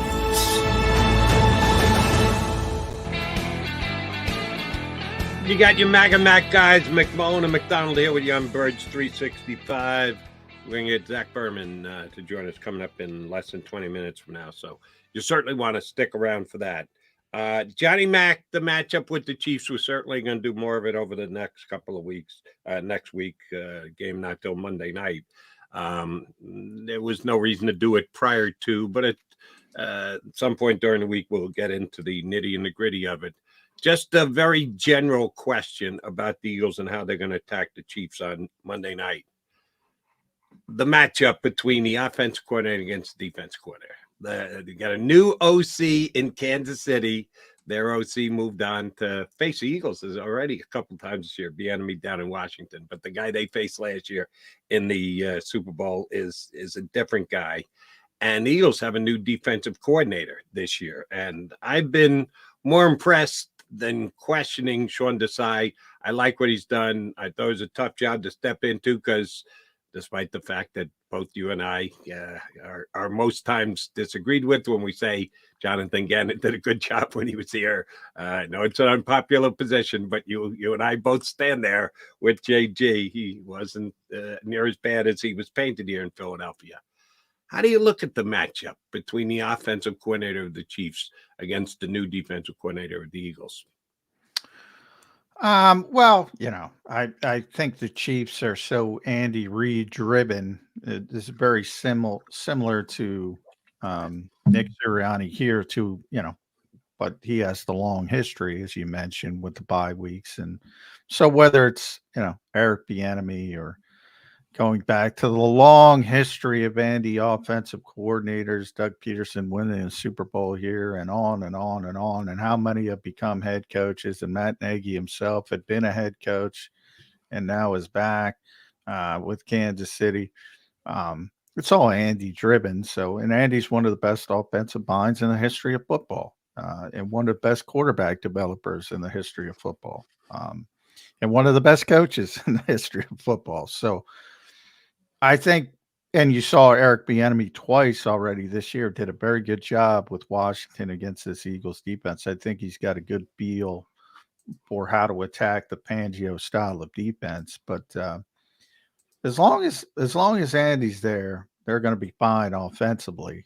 And it's funny from the Kansas City standpoint. I think a lot of their fans, they're very similar to the Eagles in that they're winning games, but they're not getting the style points that people are used to, and they don't like it. And I think that has more to do with the lack of receivers on the outside from their perspective offensively. And I think that helps the Eagles because that's what they've been struggling with, the CeeDee Lambs of the world, the Cooper Kupps, the Justin Jeffersons, on and on and on. They don't have great receivers at this stage. And we've seen Andy dating back to Philadelphia when he didn't have great receivers. It becomes more difficult, more of a slog. But Patrick Mahomes makes up for a lot, man. And he's the best player in the world. And it's fair to say that. And everybody's playing for second place right now. And, by the way, Andy Reid very much in charge of player personnel in Kansas City, does it hand in hand with his buddy, who's the general manager and the like. Would you say they were negligent for building up the wide receiver room during an offseason in which, of course, they're Super Bowl champion, so that gives you a lot of leisure, a lot of leg room to deal with when you're coming off a championship, but they didn't really upgrade that room all that much. Shame on the front office, shame on the coaching staff, shame on the players you thought they upgraded and they just haven't delivered. Why do you think because the numbers tell the tale, if Travis Kelce wasn't there, Patrick Mahomes wouldn't be Patrick Mahomes right now. Why has the Kansas City wide receivers not put up numbers and or been as productive as you would think a group would be when you got Patrick Mahomes throwing you the ball? Yeah, I think it's an indictment of the receivers. You got to be honest about them. They got a lot of talented guys. They got a lot of athletic guys, and I think they were hoping for development from players like Kadarius Toney and Sky Moore, who we know from the Super Bowl, and it just hasn't been there. To the point that, they went out and got McCole Hardman back, who's another similar player. There's a lot of redundancy to what they do as well, but they can use, and they got spoiled for a while with Tyreek Hill and that sort of ability to stretch the field vertically and horizontally at the same time. And that's what you could see that's what they were trying to do with those types of players. Tony, Sky Moore specifically, and now Hardman back. Those are sort of like, I won't even say poor man's Tyreek Hills. I would say broke or homeless man Tyreek. Trying to bring that to the offense. It just hasn't worked. And then Marquez Valdez-Scantling, they're not good. Rasheed Rice, they got a bunch, but they're not good. They're just not that good. It's not a good group. They aren't. And since we've been continually worried about the Eagles in there as well, playing the slot, yeah, put whoever you want in the slot there. It's not that big. Something like when they played the Cowboys last week, they're going to put CD Lamb in the slot. He's in the slot most of the time anyway. They'll put him even more so. Any of the wide receiver, you go, yeah, let's get him in the slot so we can match him up against Eagles corner. Who you doing that with?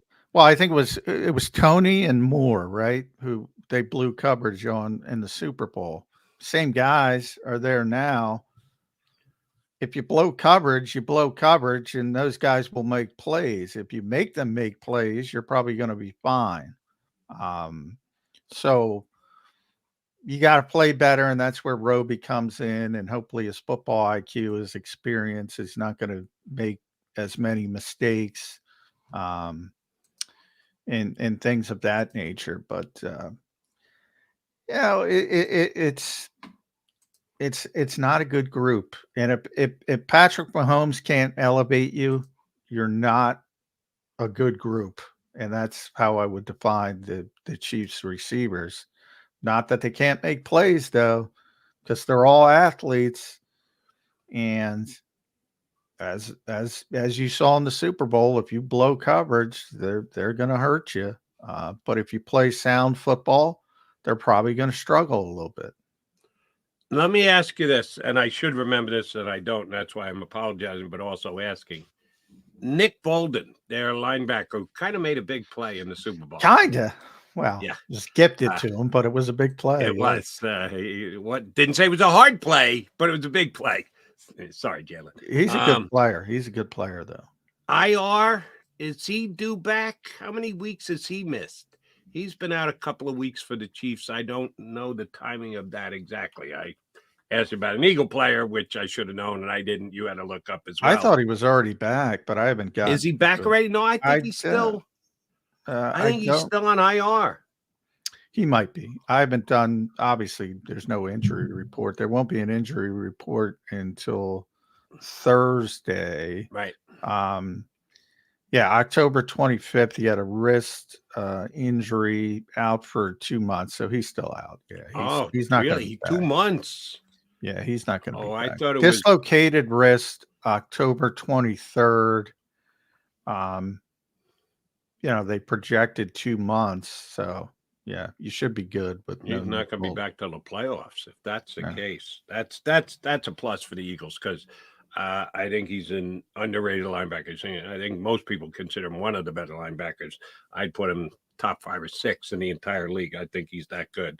So if he's out of that lineup, that's something the Eagles can take advantage of. All right, J-Mac, if you know, what's the Eagles' schedule? I know I do this to you all the time, and you got to look at me. No idea. Jody, I got no idea. They're the Eagles. They tell us when they damn well feel like it. You got any guesses as to when they're going to go back to work? How many practices are going to run? How many? Well, the practices, I mean, the practices are Thursday, Friday, Saturday. That's it's just Unless, pushed of course, back. they have a walkthrough, which they oftentimes do. Well, they might have a walkthrough, but either way, they consider that a practice. I would imagine they would practice on the field regularly, not a walkthrough because of the bye week, but even that I wouldn't count on. I think Nick likes not having the media there. You don't have to have the media at walkthroughs. Right. That's why I asked. But Thursday, Friday, Saturday are the practice days. I think they gave the players off until Wednesday. So now the coaches I expect to be back probably, if not today, tomorrow. But yeah, they're human beings. They took vacations. They had a vacation. They took vacations. And 8-1. You know, it's tough to be a hard ass when you're 8-1. Yeah. All of a sudden, you start looking like a dick to the team if you say, "Look, coach, we got the best record in football." It's kind of tough, but it is what it is. And I will never win that battle trying to explain to people that 15-minute phone calls during Super Bowl week are not a big deal. Bye week vacations are not a big deal. It's just some fans are hyper focused on their favorite football team, and your favorite football team isn't as hyper focused as you, is how I would describe it. And oh, by the way, you don't, as hyper focused as you may be, you don't spend 24/7 on Eagles business as a big time fan. You get on with the rest of your life. You go to work, you go to vacation, I got so many errands I got to do every day. Do not day. eat meals and or go on vacation, but yet you do. So you're 100% right about that, Johnny Mac. It's not right. It's not fair. But they are going to get back to work at some point, and when they do, you kind of touched on this with Jeff Kerr earlier. Why do you think, other than he lost the last game of the season to him last year, the relationship between Nick Sirianni and Andy Reid? We know how far back it was well covered going into the Super Bowl that Andy Reid is one of the guys who gave Nick Sirianni a chance in this league. How deep is that run that Sirianni needs to beat Andy Reid? I think, and Andy let Nick go, but it doesn't stem from that. Nick was a coach and was an assistant in Kansas City, and obviously Andy got the job. They were coming off a 2-14 season, so Nick was like, "Well, of course they're going to fire me." And it's not, that's what he had happened. company on that staff being told your services are no longer needed. That's what happens when you're on 2-14 teams. I mean, so he doesn't hold that against Andy Reid or anything of that nature. I just think Nick is very competitive, as Jeff said. He does it. Same thing with Mike McDaniel. Like, he's got no relationship. He does not like the way the media that he doesn't pay attention to treats other coaches and act like they walk on water, and they kind of say, Nick's got a good team. Nick's got this. Nick doesn't call plays. And, he does not like, he uses that. Like, we go back to when he said that we'll make stuff up. Yeah. He makes stuff up. And so Andy's obviously a legend, and he wants to beat Andy Reid and Andy is that's a lot different than Mike McDaniel. Mike's doing a nice job, but Andy's been around the block once or twice. He's no question Hall of Famer at this stage. One of the best coaches of all time. So, yeah, he wants to be in that realm, and he wants to be thought of like Andy Reid. And he's got a long way to go. He's off to a good start, but he does not like when everybody gives coaches their flowers and he's not getting his flowers, in a different way when they were thrown at him early in his tenure here, when flowers were thrown at him. No, and he felt the need to talk about flowers and plants and use that as motivation for his team. Hey, whatever works for you, Coach. He's McMullen. I'm McDonald. We are Mac and Mac Birds 365. All right, we're going to take a time out here. We're hoping that Zach Berman is good to jump on with us within the next 3 or 4 minutes. Had some work here to do, but said he'd try and get in for the last 20 minutes of the show. So let us hope that Zach Berman from PHLY is up with us next year on Birds 365. You stay right there.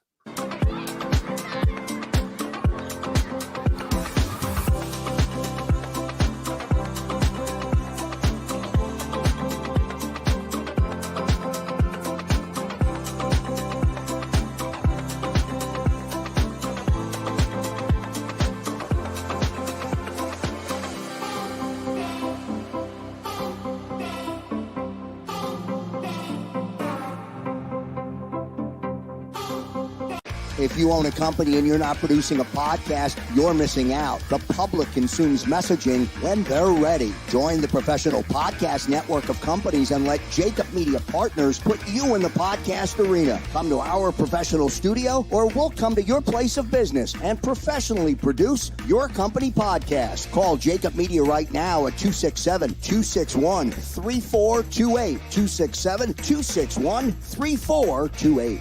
My name is Dr. Bruce Grossinger, and I'm the medical director of Philadelphia PRP and Stem Cell Institute. I'm reaching out to those who suffer from spine and joint pain. We use treatment methods that require no surgery, no scalpel, no drugs. Running, walking, or whatever your desires are, Dr. Grossinger is where you need to come. You can benefit from the same PRP and stem cell treatment as Wilbert Montgomery. Call us now at 610-222-5675. We're here to show you a better way to spend your state income taxes and get the money to where it's needed to most to the thousands of qualified kids. What we like about Blocks is they really know where the need is. This program ensures that their dollars come 100% into these kids for their tuition assistance. If you are able, Blocks makes the EITC piece go very quickly and very smoothly. Turn your PA state tax liability into need-based scholarships and receive a 90% tax credit. Go passionately. Go fearlessly. Go confidently. Go Birds!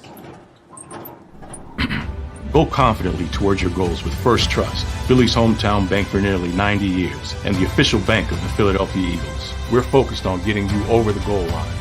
So go with conviction. Go with trust. Go Birds! And go forward with us by your side. First Trust Bank, the official bank of Philadelphia dreams. Oh, and go Birds.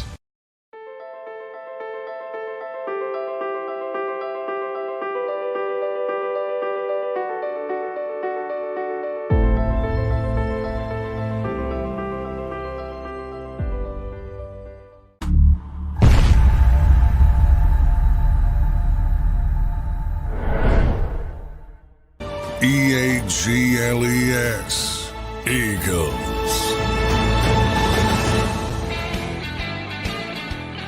Mac and Mac guys here on Birds 365. We're hoping Zach Berman jumps in during the last 20 minutes here to today's show. Danny Mac, a phrase that's used a lot headed into the bye week, which I want to tap into your expertise here, is a phrase we should basically use all year long. It's kind of their job, but it now focuses and it gets more scrutinized during the bye week, quote unquote, self-scouting. Everybody should be self-scouting every single day of the year, as a matter of fact. That's kind of under your job heading of what you do as a head coach, as an assistant coach, as a whatever coach you are. If that's your job is to coach up the players, you should be self-scouting you, yourselves, them, your fellow coaches on a day in, day out basis. But when you don't have an opponent coming up for over 2 weeks, it gives you a little bit more latitude to maybe widen the focus. After doing all this self-scouting, what do you think the Eagles have focused on most as to something they need to improve for the second half of the season? Boy, I mean, it's so obvious with the back seven. I mean, I hate to go there. There are a number of things they want to clean up. As I said, I think they want to run the football better in a traditional fashion. Obviously, they've struggled a little bit there without the threat of Jalen Hurts, but they really got to calm down the back seven on defense. And, part of that is, look, injury related. We talked about situations. Everything's about situations. Everything's week to week. 49ers losing 3 games in a row with no Trent Williams and Deebo Samuel. All of a sudden, 2 players come back and they look like world beaters. They look like the best team in the world. Everything's about situation. And anytime you lose multiple players at the same position, it becomes a slog. And it's been that and more in the first half of the season for the Eagles. But the good news is they find ways to win games, even with all these issues. And but you want to calm that down. I think the easiest way to calm that down is to get experience on the field, and that's Bradley Roby, along with Kevin Byard, improving at the safety position and getting more comfortable. I think you calm down some of the issues. Not to say they're terrifically talented. You'd rather have Avonte Maddox. You'd rather have, to be honest, a healthy C.J. Gardner-Johnson. But they don't have that anymore. So you got to make do, and they've been making do pretty well, I would say, to this point. Yeah, the bad news is on the slot corner, Avonte Maddox is not coming through that door. He is done for the year. Yes, the 49ers knew they were getting Deebo Samuel back. They were hoping they getting Trent Williams back. They got them both back in 1 week after a bye. After a bye, the Eagles still aren't getting Avonte Maddox back. And we'll see if Bradley Roby is all that in a bag of chips, or 50 snaps so far over 2 games. I hope that's the case, because they are putting some pretty heavy eggs in his basket. Just not this week. And it is amazing that we can talk about the Kansas City Chiefs, the defending Super Bowl champion, with Patrick Mahomes, and go, yeah, but their wide receiver room doesn't scare me. But that's how I feel about the Chiefs coming into this game. It's all going to be about Kelsey. It just stone cold amazes me week in and week out. And I know it's a good system, and I know he's a great route runner, and I know Mahomes puts it on him every single time. But how the hell that guy ever gets open, knowing full well that he is their first choice, second choice, and third choice to throw to on any given play? How the hell do you not double team him? I guess it's against, you just don't double team guys every single play. But I think about it with him in Kansas City this week. Yeah, I mean, well, great players tend to figure out a way, and he's a great player. He's a Hall of Fame player. And it's easier said than done. Sure, they're going to double team him. And everybody double teams him. Zach, by the way, is logging in right now, so hopefully we get him in a couple minutes. But and there he is, popping up. Good to see you, Zach Berman. Welcome back to the program. Good to see Zach. First time moving over from The Athletic to All Philly, allphly.com. Still doing the same tremendous job covering the Eagles. We were talking about the self-scout, Zach. So if I'm putting you on this coaching staff, you're Nick Sirianni's right-hand man. What does your self-scout tell you first? Well, first off, thanks for having me on. Sorry, I'm late. Tardiness is like a big pet peeve of mine. So well, that's why I was worried. I know. Yeah. But actually, if I was Sirianni's right-hand man, I probably would be showing up like 2-3 minutes late to something too. So my self-scout, what would it tell me is, frankly, that their receivers are outstanding, and that there's calls to run the ball, there's calls to spread the ball around. There's no rule against throwing the ball to A.J. Brown more. There's no rule against throwing the ball to Devontae Smith more. So that would be the big thing that jumps out is take advantage of generational talents at wide receiver. I mean, I think back, and you know this well, John, like we've covered teams when Travis Fulgham and Greg Ward were the top options, right? Now they have A.J. Brown has over 1,000 yards in week 9. It is absurd to think about. So that'd be one thing. And then on the defensive side of the ball, they need to get some semblance of stability in the secondary. And I think Bradley Roby will be a big part of that. When Roby's healthy, and from what I understand, it'll be after the bye here, having him in the slot, it'll allow you to try to get continuity with Slay and Bradbury on the outside, Kevin Byard, Reed Blankenship at safety. and Roby in the slot. And in that group there, you have experienced players who can communicate well, who know situational football, and I think that'll be really beneficial for the group. Bayard was the key leading up to the trade deadline addition from Howie Roseman, who always seems to know what strings to pull leading up to it. Okay, the first 2 weeks, certainly got to cut him some slack, joining a new team, learning new teammates, and Eagles defense being what it is, which is so based on communication, and he just not being used to playing with these guys. Week off, another week. Should the expectation level be raised on Bayard going into this game against the Chiefs? Sure. Based on the track record, Jody, that's definitely the case, right? That you need to expect him to be a relatively high level player. That said, you always need to recognize this when you trade for a veteran. It's not as if Howie Roseman was the only one who knew that you could get Kevin Byard, right? Like there was this big applause for getting him at the price that they did. The league knew he was available. This was what the market said he was worth. It was the same thing, with Robert Quinn last year and Golden Tate, and you go through all these trade deadline acquisitions. So there's a part of you that has to say that the league saw a 30-year-old safety and recognize that this is the value. So it needs to be kept in perspective that you might not be getting the player from 2 seasons ago, but I still think he's certainly an upgrade over Terrell Edmonds, and that will come to bear over the next few weeks. First of all, Zach, to rewind to your self-scout, I want to give you credit because I think too many people don't focus on the good. They focus on the bad. Like everybody said, the back seven's got to settle down. You mentioned with Bradley Roby, Kevin Byard getting more comfortable. A lot of people talk about the running game. And to me, the traditional running game, Jalen Hurts not being that +1 because of the knee injury or not being as effective threatening the opposing defenses, I think it made it really hard for the Eagles to run the football. I don't think they're particularly good running the football in a traditional fashion.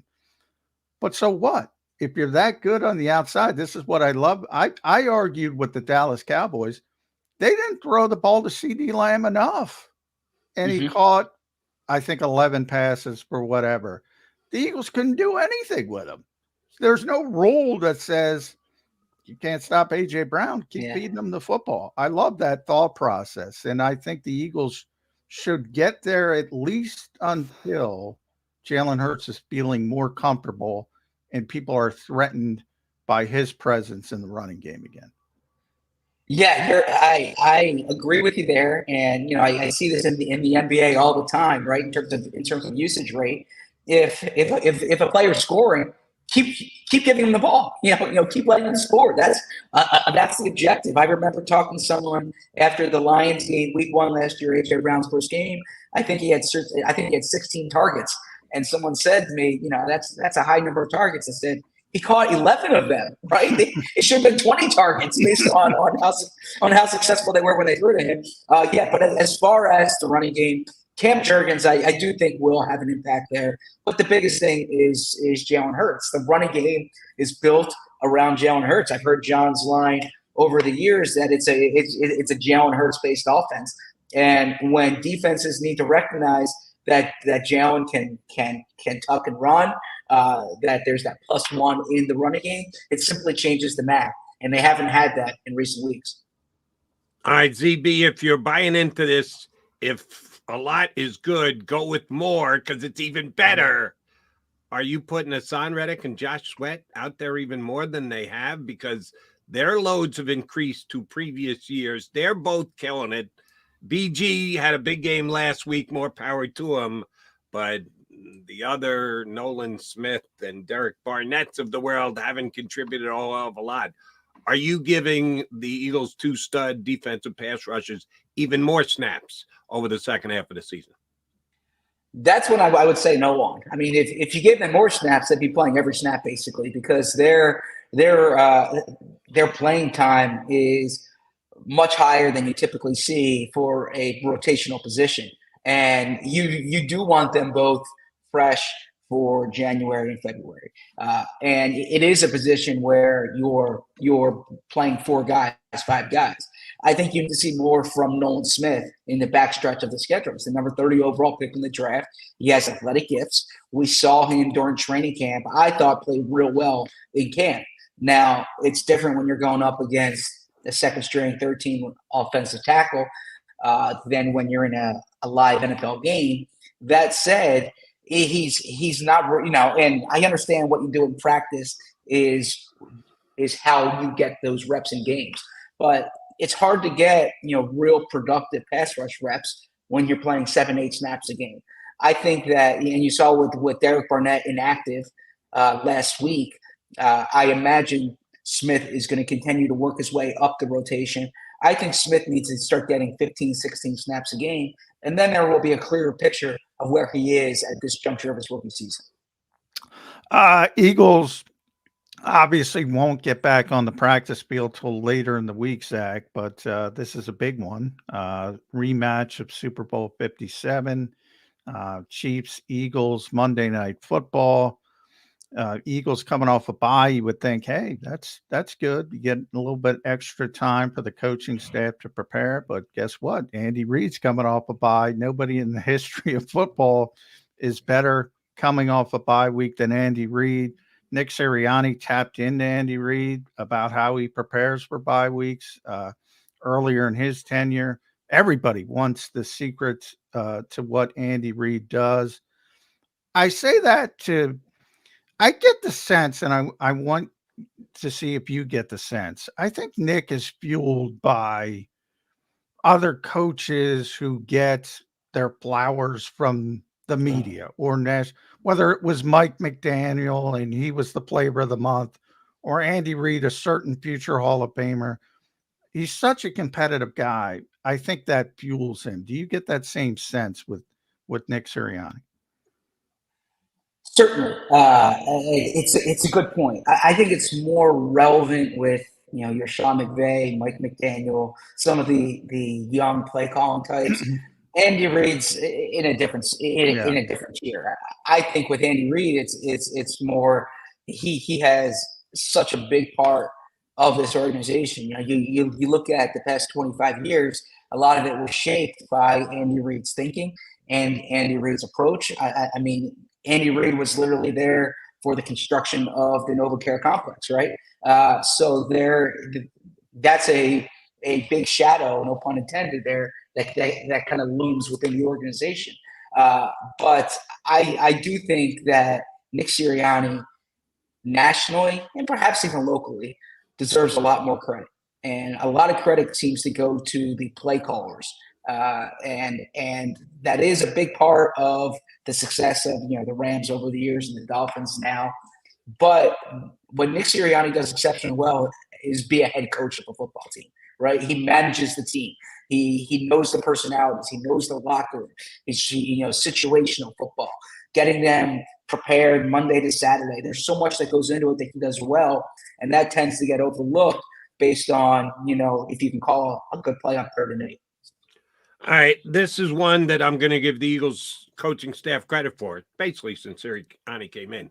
And it's something you don't want to do, but you have to do. And the Eagles haven't, I think, been good at it. Judging and being ready for the worst case scenario. If the Eagles lose a linebacker in the game on Sunday against the Kansas City Chiefs, who's coming in? I know it's a worst case scenario. You don't want to think about losing a linebacker since you just lost one last week with Dean going out. Christian Ellis going to come in and save the day. How did the Eagles man the linebacker position? We know who the 2 starters are going to be, but if there's an injury in game, where do they go, Zach Berman? Yeah, they would go to Christian Ellis in that situation. And he's played meaningful special team snaps for them. He's gotten some defensive work, but let that be your biggest problem, who your backup linebacker is. I remember talking to someone in that building one time going into a year after the Super Bowl, and I was saying, what are you doing about depth at this spot? And he said to me, if depth at that spot's our biggest problem, then we have a damn good roster. And I think that's the case here. So yeah, I understand the question with Dean being down. It would be Christian Ellis. But if you're counting on your backup linebacker saving the day, then you probably aren't a good enough team elsewhere. I think with the way their pass rush is and the way their corners are, that's the way this defense is built, and that's what they need to rely on. But just let me add this: it's Andy Reid. Some coaches I wouldn't have a worry about that, but Andy Reid is that good that he's going to recognize where you are down a little bit, and he's going to try and take advantage. Some weeks I wouldn't worry about. You're right. Come on, it's linebacker. But against an Andy Reid coach team, you got to be careful with that stuff because he'll find a way to take advantage of you. Just at Z Berm, make sure you follow Zach on Twitter. That hasn't changed, but you can read him now at allphilly.com. Does a tremendous job there. He and our buddy Bo Wolf still have the podcast as well, the Philly Eagles podcast. You can watch that daily. Yeah, it's difficult. How about doing that every day, Zach? Yeah, learning from you guys for sure. I from the perspective you just mentioned, and you're right. If you're worried about backup linebacker, that's kind of what we do. We always, because this team is so good. Has this validated Howie's philosophy of devaluing certain positions, linebacker, running back, most notably, at least asset wise, versus building offensive front, defensive front? Obviously, you need the quarterback. It's a copycat league. Everybody says that. Why don't more teams copy what the Eagles do when it comes to foundational building of a roster? It's a great question. I would say maybe it's public pressure. Maybe it's because it's not the sexy pick on draft day sometimes when you take another offensive tackle or you take another interior defensive lineman. But the reality is it bears itself out. I mean, we've seen over the past 25 years, frankly, but especially in these past few years, that when the Eagles close out games, it's with their pass rush. And every year around draft time, there's a speculation: are they going to draft this running back? Are they going to draft this linebacker? I'm always saying, history's your guide here. History's your guide. They're going to take the guy on the O line. They're going to take the guy on the D line. And I think it's worked well for them. And by the way, other teams have actually tried. They just don't pick the right guys. The Eagles almost always pick the right guys, which Howie should get credit for as well. Z Berm, we appreciate you jumping back into the fray today. Give Mr. Wolf our regards. Thank you very much. All the luck with the new venture, bud. And we appreciate you hopping on Birds 365. I appreciate that. If I can throw in something real quick for 10 seconds. I know Derek Gunn's on your network here. D Gunn has had a big part in my career. I was on TV with him for 6 years. I'm thinking of him and his family right now, and I just wanted to make sure I put that out there. Thanks for having me on. Zach, appreciate that. And for those who want to help D Gunn, GoFundMe, make sure you search on Derek Gunn. Obviously, his wife has a difficult road ahead, and we're all thinking of D Gunn. But that's the kind of guy Zach Berman is, man. He sneaks that in there. Yeah, he does it. And that's why if Zach's a minute late, I'm worried. Because he's never late to anything. Tom Coughlin would have fined him, but we're going to cut him some slack because we're just not that hard ass as some others are. But thank you, Zach, for coming on. And yes, thank you again for putting out the well wishes for our guy, D Gunn. Appreciate whatever Zach hops on. Looking forward to getting him again coming on down the road. We thank Jeff Kerr from hopping on earlier today. I'm going to be here tomorrow, McMullen. We'll be less than a week from an actual game. Are the Eagles ever going to play? It seems like forever since the Eagles played. They are going to play again. Yeah, man. Entered the weekend, best record in the NFL. Exited the weekend, best record in the NFL. They got to earn it next week. Do you have your travel plans in place for Kansas City? Not yet, but I'm planning on being there. That's another given. McMullen not having the travel plans more than a week in advance. There are a lot of givens here. Some things we make up as we go along. We will make it up for you again right here on Birds 365 tomorrow in 2 and 2. You've been listening to Birds 365. the destination for the passionate Eagles football fan who bleeds green. If it's Eagles football, we're talking about it. Debate, inside the locker room, and guests that are some of the greatest football minds from around the region. We hope you enjoyed the show. We know we had a blast. Make sure to like, comment, and subscribe, and we'll be back soon. But in the meantime, hook up with us on social media at JAKIB Sports. See you next time on Birds 365.